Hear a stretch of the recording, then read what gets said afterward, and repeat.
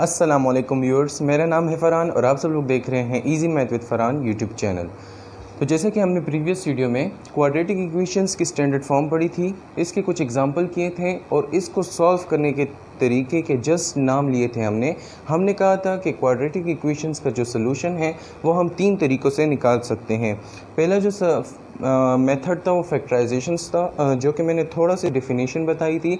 Second method हमारा completing square था और थर्ड मेथड हमारा क्वाड्रेटिक फार्मूला के ज़रिए था।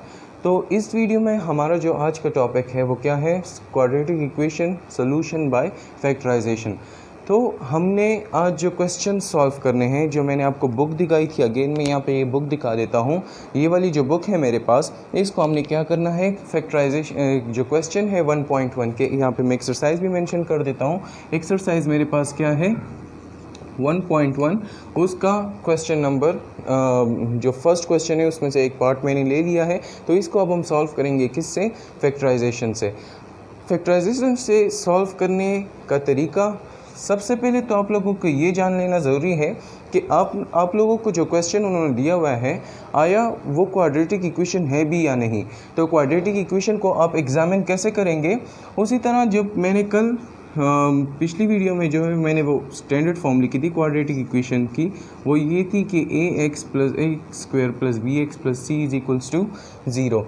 इसके साथ अगर हम इसको कंपेयर करें तो हमें पता चलता है कि हाँ ये क्वाड्रेटिक इक्वेशन है, साइन से कोई फ़र्क नहीं पड़ता। यहाँ पर ये स्टैंडर्ड फॉर्म है, यहाँ पे माइनस भी हो सकता है, कुछ भी हो सकता है, लेकिन मैंने यहाँ पे कहा था कि ए बी सी आपके पास कोई से भी कांस्टेंट होने चाहिए, जबकि ए आपके पास 0 के बराबर नहीं होना चाहिए।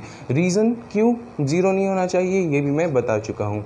अब देखिए ये क्वाड्रेटिक इक्वेशन है, यहाँ पर ए बी सी एक कांस्टेंट है और ए भी जो है वो 0 के बराबर नहीं है। अब फैक्टराइजेशन का मतलब मैंने पहले ही बता दिया था कि इस तरीके का मतलब क्या होता है कि किसी इक्वेशन को उसके फैक्टर्स में स्प्लिट करना होता है आप लोगों ने। तो फैक्टर्स में आप लोगों ने स्प्लिट कैसे करना है, ये तरीका अब हम पढ़ेंगे। इसके लिए एक रूल होता है जिसको हम कहते हैं सम एंड प्रोडक्ट रूल। कौन सा rule, sum and product rule. तो उसका तरीकाकार क्या होता है, आप लोगों ने जो इक्वेशन आपको दी गई हुई है, आप लोगों ने उसको देख लेना है। यहाँ पर देखिए ये इक्वेशन है मेरे पास, इसका लास्ट नंबर और इसका फर्स्ट डिजिट जो है, यहाँ पर देखिए मेरे पास क्या है 10 और इसका फर्स्ट मेरे पास क्या है 1x² या हम सिंपल x² कह सकते हैं। आप लोगों ने इन्हें मल्टीप्लाई कर देना है। तो इसका जो लास्ट डिजिट है मेरे पास या जो लास्ट फैक्टर है मेरे पास वो क्या है, नंबर -10 विद साइन आप लोगों ने लेना है। जो साइन है उसके पास वो भी आप लोगों ने क्या लेना है, ठीक है। और जो फर्स्ट नंबर है मेरे पास वो क्या है 1x²। तो देखिए ये जो मल्टीप्लाई होंगे आप इसमें, तो क्या बनेगा इससे 10 1 ज़ा 10, साथ में x² भी आएगा, ये वाला x² और विद अ नेगेटिव साइन, ये हमारे पास क्या नेगेटिव साइन। तो आपके पास जो नंबर यहाँ पर बनता है वो क्या है -10x²। आपके पास नंबर क्या बचता है -10x²। करना आप लोगों ने क्या है, सबसे पहले आपने देखना है कि आया ये इक्वेशन क्वाड्रेटिक इक्वेशन की जो स्टैंडर्ड फॉर्म है वो उससे मिलती जुलती है या वही है बिल्कुल। तो जब हमने पहला स्टेप देख लिया, जी हाँ ये बिल्कुल स्टैंडर्ड फॉर्म की तरह है, अब हमने क्या करना है, इस लास्ट वाले को और इस फर्स्ट वाले को मल्टीप्लाई करना है जो नंबर है हमारे पास। तो हमारे पास आंसर क्या है -10x²। नेक्स्ट चीज़ जो है हमारे पास, हमने अभी फैक्टर्स लगाने, क्या फैक्टर्स चूज़ करने हैं कि अब देखिए यहाँ पे क्या है +3x, क्या +3x। हमने ऐसे नंबर चूज़ करने हैं जिनको अगर हम मल्टीप्लाई करें, क्या करें मल्टीप्लाई करें तो -10x² आए, और अगर हम उनको ऐड या सब्ट्रैक्ट करें तो हमारे पास क्या है +3x आए। ऐसे दो नंबर हमने चुनने हैं जिसको हम मल्टीप्लाई करें तो हमारे पास -10x² आए, और जिनको हम ऐड या सब्ट्रैक्ट करें तो हमारे पास क्या है +3x आए, ठीक है। इसका तरीका क्या होता है, देखिए आप लोग यहाँ पर इस वेरिएबल को फ़िलहाल के लिए इग्नोर कर दें।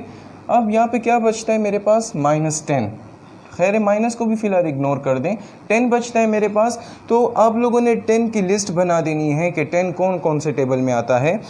तो 1 से शुरू करते हैं, 10 कौन सी टेबल में आता है 1 10, ये हो जाएगा। फिर 2 के टेबल में आता है 2 5 टाइम्स = 10, यहाँ पे आ जाएगा 10। फिर 3 के टेबल में नहीं आता, 4 के भी नहीं आता, फिर 5 के टेबल में आता है, फिर 6 भी नहीं आता, 7 भी फिर अपने टेबल में आता है। तो 10 जो है वो इन टेबल्स में आता है, इन 4 टेबल में। क्या इन 4 टेबल में क्या 10 आता है। अब इन दो फैक्टर्स को देखें, अगर इस 10 और 1 को अगर मैं प्लस करूं, क्या 10 और 1 को अगर मैं प्लस करूं तो 10 + 1 मेरे पास क्या बनता है, 10 + 1 मेरे पास क्या बनता है 9, जो कि ये तो बिल्कुल नहीं बन रहा, मुझे तो ये दरमियान वाले नंबर लाना है। तो 10 + 1 9, ये तो हमारे पास नहीं है। अगर हम सॉरी ये तो 11 बनता है, 10 + 1 मेरे पास क्या 11 बनता है। और अगर हम इसे माइनस कर लें तो क्या बनता है 9। तो ना एडिशन की सूरत में मेरे पास 3x आ रहा है और ना ही मल्टीप्लिकेशन की सूरत में मेरे पास 3x आ रहा है। जब मैंने इन दो फैक्टर्स को ऐड किया तो मेरे पास 11 आया, और जब मैंने इन दोनों फैक्टर्स को माइनस किया तो मेरे पास क्या आया 9 आया। नेक्स्ट पे जब हम जाते हैं, इसको छोड़ दे फिलहाल, ये भी देखिए 10 1 और 10 1, तो ये भी नहीं होगा क्योंकि सेम है। अब आते हैं देखिए 2 और 5 पे, क्या 2 और 5 पे। यहाँ पर अगर 5 और 2 को मैंने प्लस किया तो मेरे पास क्या आता है 7 आता है, क्या 7। लेकिन अगर मैं 5 से 2 को माइनस करूं तो मेरे पास क्या आता है 3 आता है, क्या 3। तो देखिए ये वाला कम्बिनेशन अगर मैं इनको सब्ट्रैक्ट करूं, 2 5 या 5 2 इन दोनों को मैं मिटा दूं फ़िलहाल के लिए, ठीक है। अगर मैं इन दो नंबर को सब्ट्रैक्ट करूं, 5 को 2 से मैं माइनस करूं तो मेरे पास 3 बचता है, क्या 5 को मैं 2 से माइनस करूं तो मेरे पास क्या बचता है 3। अब मुझे क्या पता होगा कि कैसे पता लगाऊंगा कि मैं प्लस क्यों 5 के साथ लगाऊं और मैंने माइनस क्यों 2 के साथ लगाया।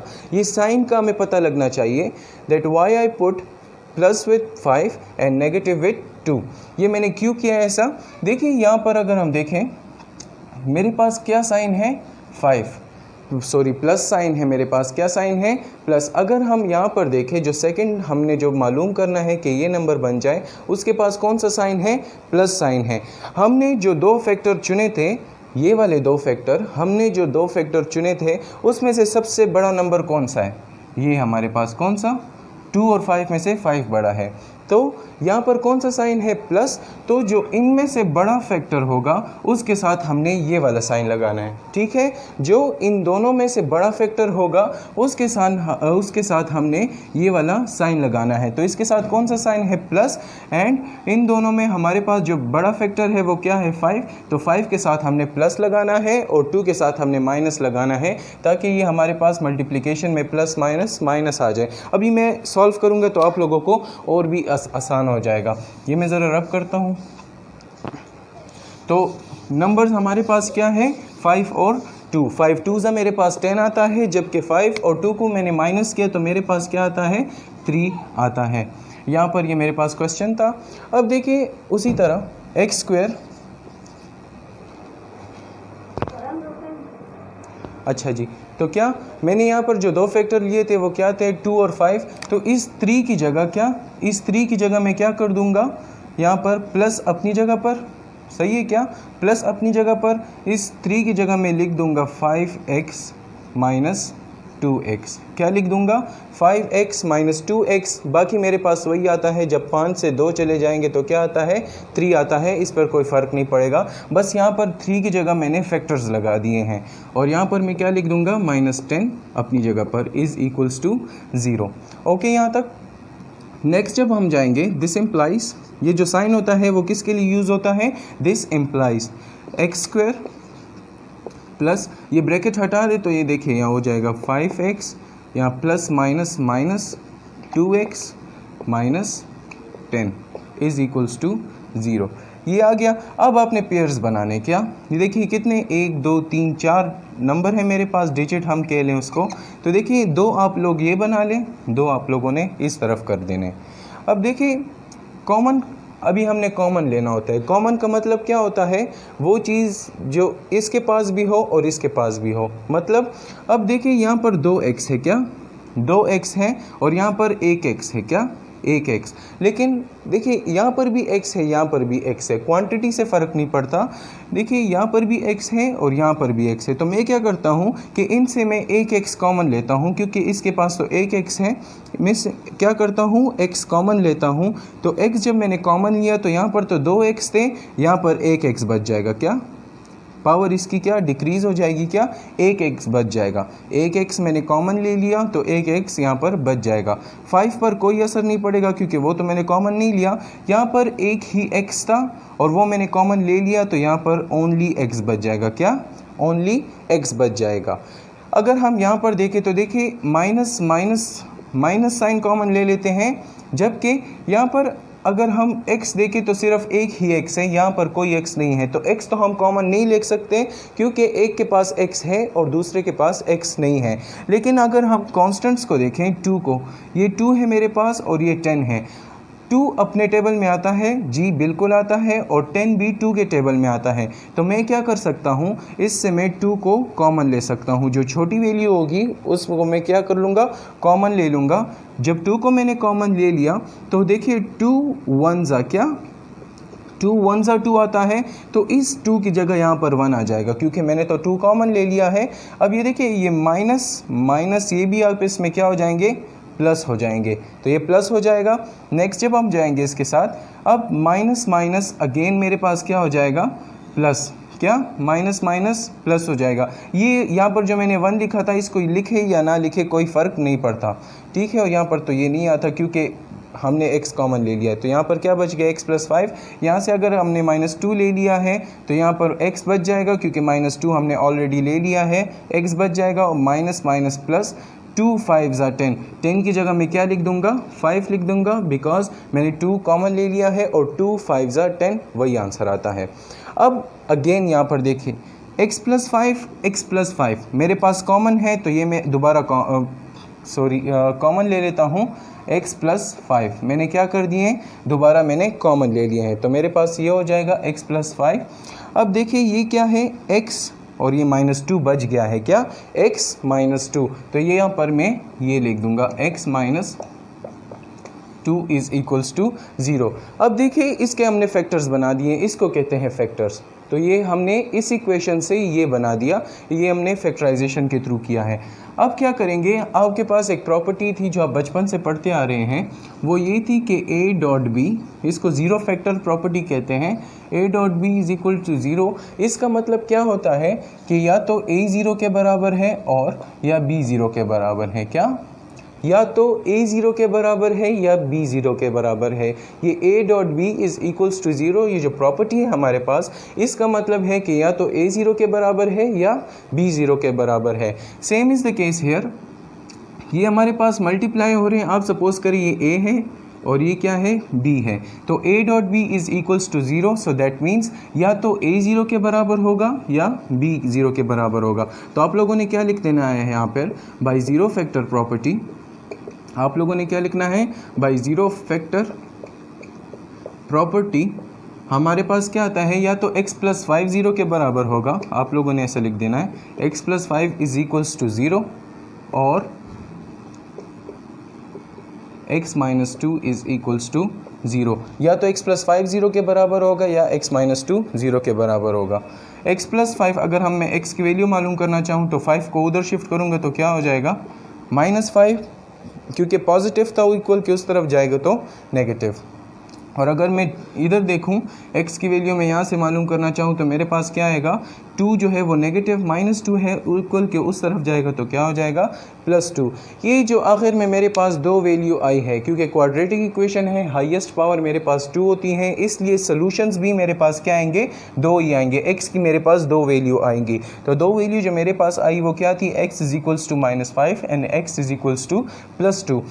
ये तो हमारे पास इसके रूट्स कहलाते हैं, जैसे कि मैं इसकी पहली वीडियो में बता चुका हूँ। अगर मैंने इसको सोल्यूशन सेट में लिखना हो तो कैसे लिखूँगा, सोल्यूशन सेट्स = -5 एंड 2। यहाँ पर ये इसका आंसर हो गया, और जो इसको हम रूट्स भी कह सकते हैं और इसके सोल्यूशन भी कह सकते हैं। तो ये हमारे पास एक क्वेश्चन मैंने सॉल्व किया किसके ज़रिए, फैक्टराइजेशन के ज़रिए।